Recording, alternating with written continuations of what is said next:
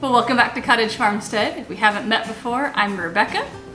And despite the unseasonably warm weather that we're having these days, the holiday season is upon us, with Thanksgiving kicking it off in a couple of weeks. So I thought I'd take a little bit of time to talk about some of my favorite gluten-free swaps for baking and entertaining in the holiday season.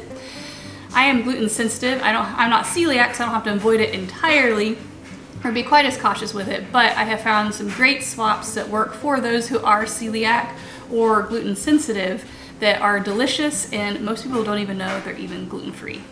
So my number one secret for gluten-free baking is to use whole buckwheat flour. And I've talked about this before in some other videos, and I have a blog post that I'll link down below about how I make that swap. But I find my whole buckwheat groats at Azure Standard. It's the best price that I found for our area, as I can't find this in the stores. I do have to grind it myself. We do have an older grain mill that we use, but if you have like a high-powered like Vitamix mixer, you could grind this at home as well, even without a grain mill. And it turns into this beautiful white flour here. And I mix this 50-50 with some sort of cup for cup or measure for measure flour. And it gives it a nice light, slightly nuttier flavor, because I have found that with a lot of the cup for cup mixes, they're made with rice starch, potato starch, things like that, and those starches are relatively flavorless, and traditional wheat does have a flavor to it. So being able to add in the buckwheat is a great way to add a little bit more flavor, and when I do this, most people don't even know the recipes are made gluten-free. And this swap works really great for everything except bread. So this works great for cookies, quick breads, cake, pie crusts, all those sorts of things where you want to have a gluten-free flour. It works great in that. I just haven't had it work great for your more traditional breads. But otherwise, when I bake with this, most people don't even know the recipe was made gluten-free.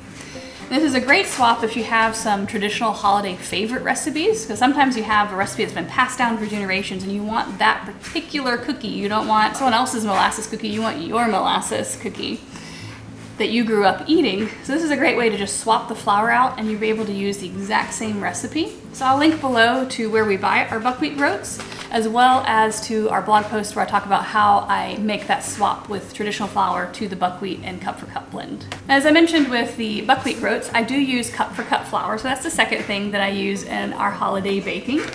My favorite is the Bob's Red Mill, which comes in this blue bag. When you're looking for a cup for cup flour, the one thing to try and avoid using, at least in our experience, is anything with chickpea flour. Chickpea flour has an off-putting flavor. To me, it tastes kind of metallic. Farmer Nathan's able to eat things with it in it, but a lot of people don't like the taste of that. So get the blue bag, not the yellow bag of the cup for cup from Bob's Red Mill.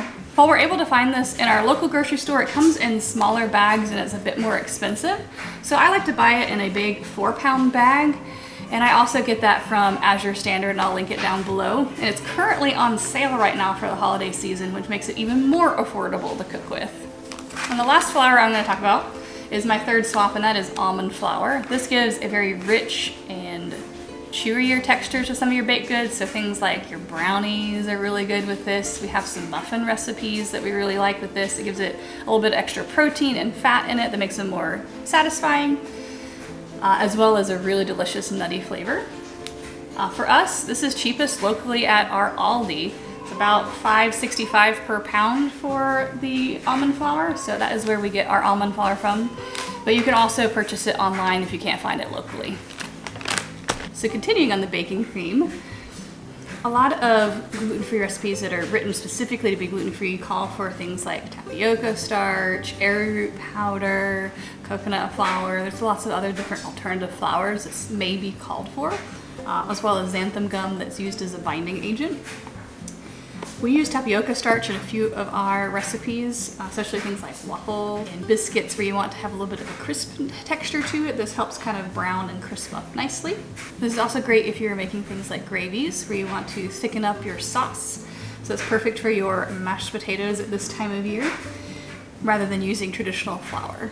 So tapioca starch is one that we can sometimes find at the grocery store. There's also a Mennonite bulk food store that carries it sometimes.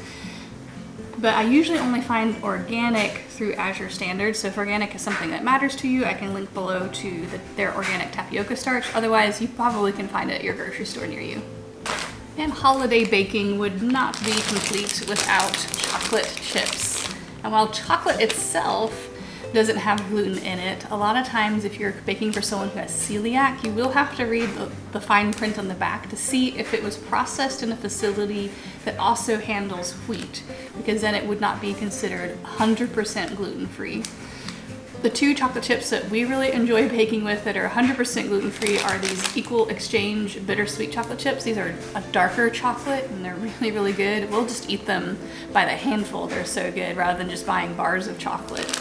And these are processed in a facility that does not process several of the common allergens, so not just gluten, but also some of the other ones. These are also soy-free, which is also another great thing. I'll link below to where we get these. We don't usually find these on the shelves locally, but the 7% chocolate chips, really, really good. The other chocolate chips that we're able to find here locally on the grocery store shelves is the Enjoy Life brand, and they are free of 14 other allergens, but they also are processed in a facility that does not handle wheat, so that makes them gluten-free. So this is something you can include in your holiday baking. And these are a little bit easier to find, at least for us, on grocery store shelves. Pretty much all the major grocery stores around here carry this brand. They don't usually have quite as dark of a chocolate as our favorite one, but these are still really delicious in baked goods. So a lot of the holiday foods are pretty easy to have gluten-free because turkeys don't typically contain gluten in them, depending on how they were processed and your source of them. Same thing with a lot of your vegetables. You won't have to worry about gluten in those typically. But if your family enjoys mac and cheese as one of your Thanksgiving side dishes, you will have to swap out your pasta and potentially make sure you're not putting any flour into that recipe.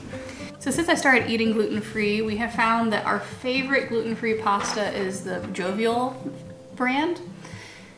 And they come in all the different shapes. I have the shells here. We've gotten the spirals. They even have the traditional elbow macaroni as well. And it is so good. You can't tell it's not regular pasta. And one of the reasons is that the founder of Jovial Foods has a daughter who's gluten sensitive and can't have gluten, but they're an Italian family, so you know pasta is really important to them. So they found a way to make really delicious gluten-free pasta. It cooks up the same way, and you cannot tell that it is gluten-free. Sometimes gluten-free pastas can have a funny texture or be kind of bland, but this tastes just like regular pasta and it's so good.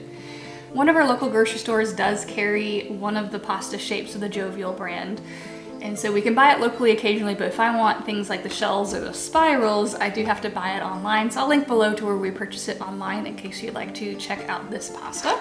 The same company also makes ready-made mac and cheese, so if you are wanting to make your traditional mac and cheese recipe and not mess with grandma's recipe, but you still want to have a small side dish for those that need gluten-free, this is a great alternative as well.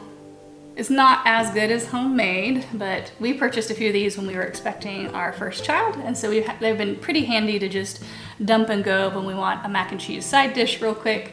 And it makes enough for about 2 to 3 servings, so it's really good if you're only catering for one person that is eating gluten-free.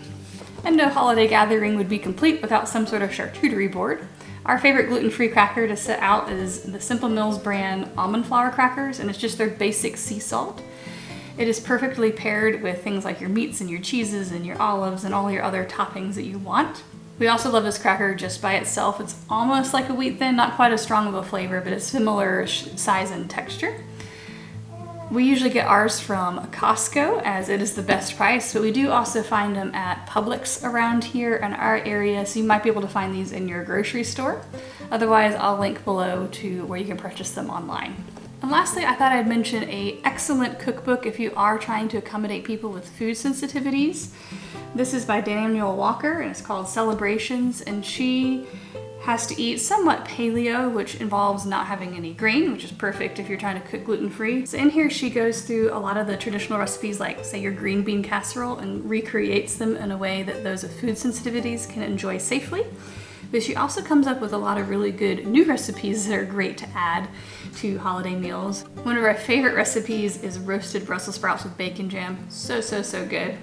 And we bring it out usually at the holiday season as it is a delicious side dish to go with your Thanksgiving or Christmas feasts. So I'll link below to where you can get this cookbook, as it is a great resource if you're having to cook regularly for people with food sensitivities in your families for holiday gatherings.